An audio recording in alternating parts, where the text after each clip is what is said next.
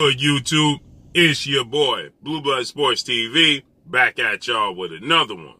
So, we have some interesting news when it comes to undefeated two-division world champion, who currently is the WBC reigning middleweight world champion superstar boxer, Jermall Lions-only Charlo. 32 wins, no losses, no draws, 22 wins by way of knockout, 31 years of age, stands at 6 feet tall with a 73.5-inch arm reach. The last time we saw him in the ring was June of this year when he took on Juan Maceos Mateo in a hard-fought fight. He got a unanimous decision victory in his hometown of Houston, Texas. So Jermall Charlo is recently headed to a mega showdown in the super middleweight division that's going to feature undefeated IBF super middleweight world champion superstar boxer Caleb Sweethand Plant, who is 21 wins, no losses, no draws, 12 wins by way of knockout, 29 years of age, stands at 6'1" with a 74-inch arm reach, as he takes on Mexican superstar boxer, 4-division world champion, who is currently the unified super middleweight world champion, who holds the WBC, WBO, WBA, Ring Magazine super middleweight world title, that being none other than Saul Canelo Alvarez. Canelo Alvarez, 56 wins, 1 loss, 2 draws, 38 big wins by way of knockout, 31 years of age, 5'8" with a 70-inch arm reach. They're scheduled to face off against one another tomorrow night, okay, in Las Vegas, Nevada, at the MGM Grand Garden, okay? Initially, it was scheduled to take place at the T-Mobile. Now it's going to take place at the MGM Grand Garden. This is for all the marbles. It's an undisputed showdown. It's a massive showdown, and everybody who's somebody is going to be at this fight, okay? Because there's a lot of implications on the line, a lot of history on the line. As we know, the winner of this fight is going to become the first undisputed super middleweight champion in the history of the sport of boxing. And if Canelo Alvarez wins, he'll be the first undisputed Mexican champion, born champion in the history of the sport of boxing as well, to all 4 major sanction belts, okay? So history is on the line, to say the least. Jermall Charlo had been called out on numerous occasions by former 2-time super middleweight world champion Mexican superstar boxer David Benavidez, who's 24 wins, no losses, no draws, 21 wins by way of knockout. He stands at 6 feet tall, 6'2", with a 75-inch arm reach. Okay, he's 24 years of age. So with that said, David Benavidez, he's scheduled to go into. He was supposed to face Jose Uzcategui, but Jose Uzcategui tested positive for a banned substance, performance enhancer, and he's removed from the fight. Okay, so with that said, he's scheduled to fight Kyron Davis November 13th of this year. Okay, so in 2 weeks, next week he's gonna face Kyron Davis. So with that said, David Benavidez has been calling out Jermall Charlo for quite some time. Okay, looking to secure that fight. Since Jermall Charlo made comments, stated that he would knock out David Benavidez because David Benavidez lacks defense, and what he's going to deliver, he's going to knock out David Benavidez, okay, with no problem. So David Benavidez, he's been calling out Jermall Charlo, saying, let's make it happen. Jermall Charlo, he done multiple interviews. You can go see the last interview he did on Last Stand Podcast with Brian Custer. And Jermall Charlo, in this interview he did with Brian Custer, Jermall Charlo states that, you know, he's not going to be pressured into moving up to 168 pounds because he's a middleweight. He's not a super middleweight, okay? He's a middleweight, and he's looking to collect the belts at middleweight, okay? He's looking to become a unified champion at middleweight. So David Benavidez is a super middleweight. Well, David Benavidez, he made the comments, let's fight at a catchweight, so on and so forth.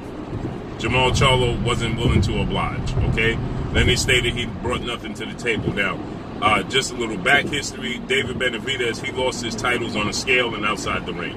He never lost his titles in the ring, okay? Always outside the ring, and on the scale. The last time was on the scale one of the first fights back after going through the pandemic. And David Benavidez, you know, he missed weight. The WBC removed him as champion. Canelo Alvarez fought for the vacant WBC title, and the rest is history. David Benavidez, prior to that, had lost the belt due to recreational use outside the ring, and the WBC removed him as champion. So, Jermall Charlo and company, they stated that they have no interest in fighting Jermall Charlo, David Benavidez, because he brings nothing to the table. And Jermall Charlo's a middleweight.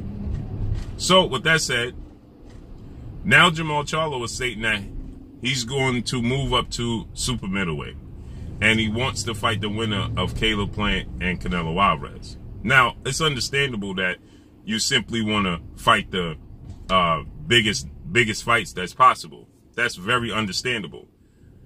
But on the flip side of that, you're saying when it comes to David Benavidez, you're not a super middleweight.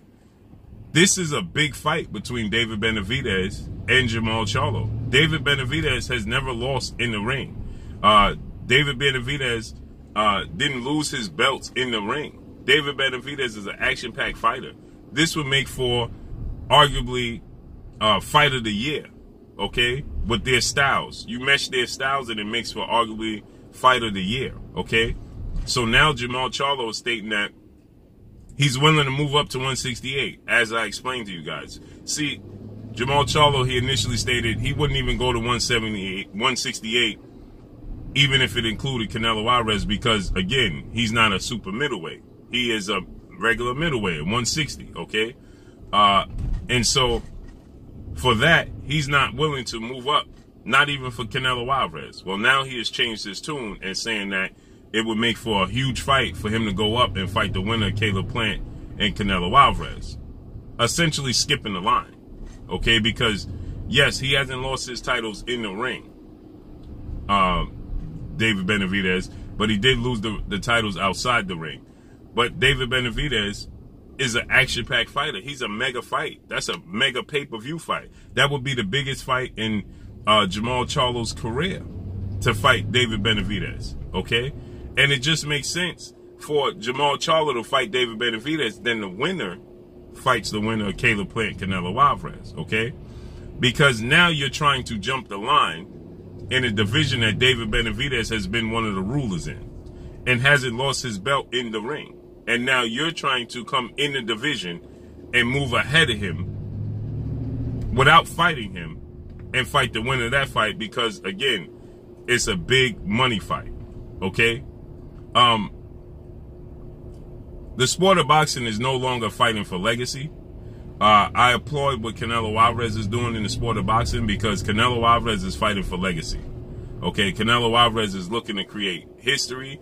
He's looking to accomplish as much as he possibly can accomplish in the sport of boxing. And you can make a case, yeah, is Canelo Alvarez fighting all the winners, all the best fighters that's possible, that's available? No. Did he avoid Jermall Charlo at 160 when Jermall Charlo was his mandatory? Absolutely.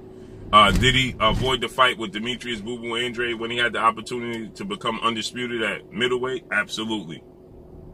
And those are historic fights. Is he traveling the path of least resistance? Possibly. Right, when it comes to super middleweight, not going through David Benavidez, not going through the best fighters that are available at 160. Yeah.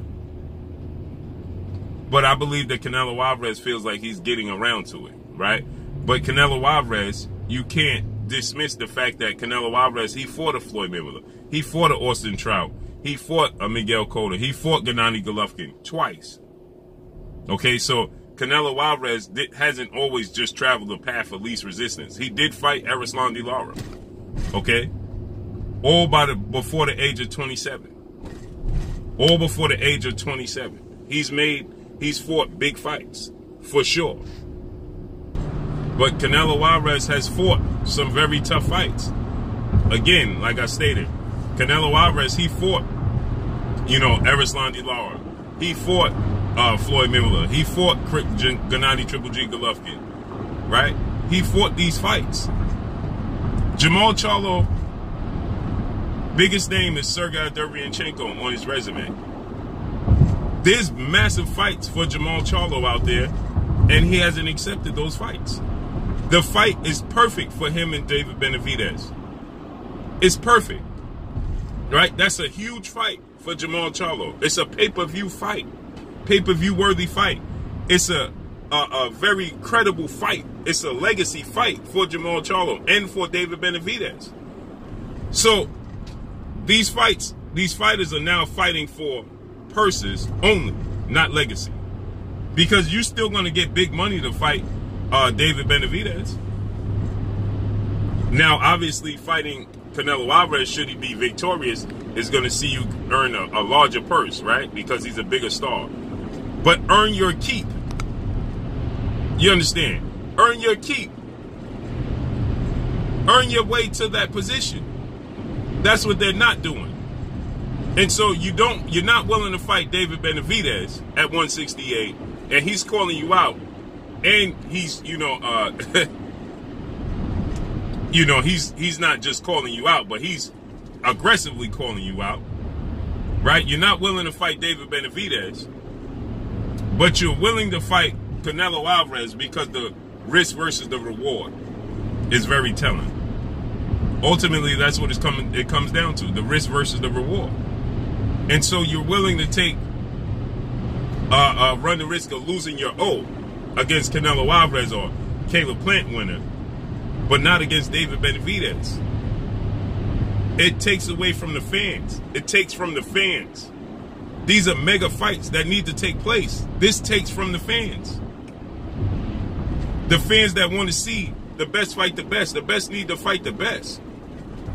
Not jump the line. That's what you're trying to do. You're trying to jump ahead of the line. You're trying to skip David Benavidez. You're trying to skip over David Benavidez and him looking to get his opportunity to regain his belt. He lost the belt on the scale because the WBC was quick to make a move during a global pandemic. Yeah, he missed weight. Yeah, he should have made weight for sure. But it's a global pandemic. He missed weight during a global pandemic when nobody knew what was going to take place. There was no gyms open. The best need to fight the best at the end of the day, not maneuver around each other. If you're willing to go to 168 for anybody, it should be for David Benavidez. You should be looking to fight. Jermall Charlo should be looking to fight David Benavidez right now.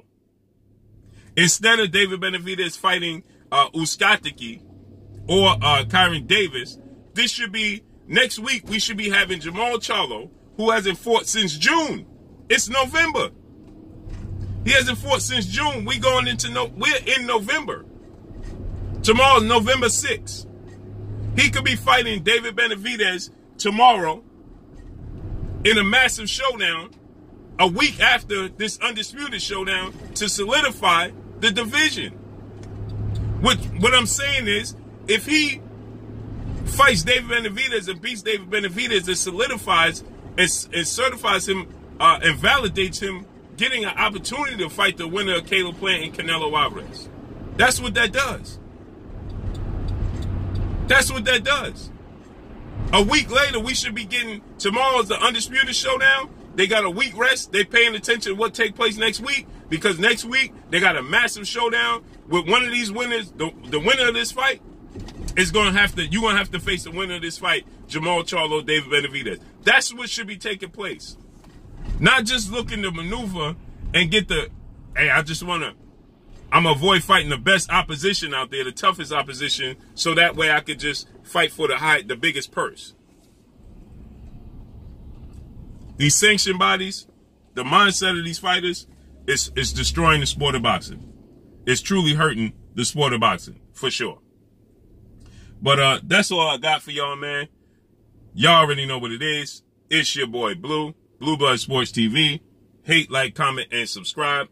It's your boy Blue, Blue Blood Sports TV. Hate, like, comment, and subscribe. You haven't subscribed, hit the subscribe button, hit the like button, hit the bell icon to get all the new notification. Follow me on Instagram at Blue Blood Sports TV, all one word.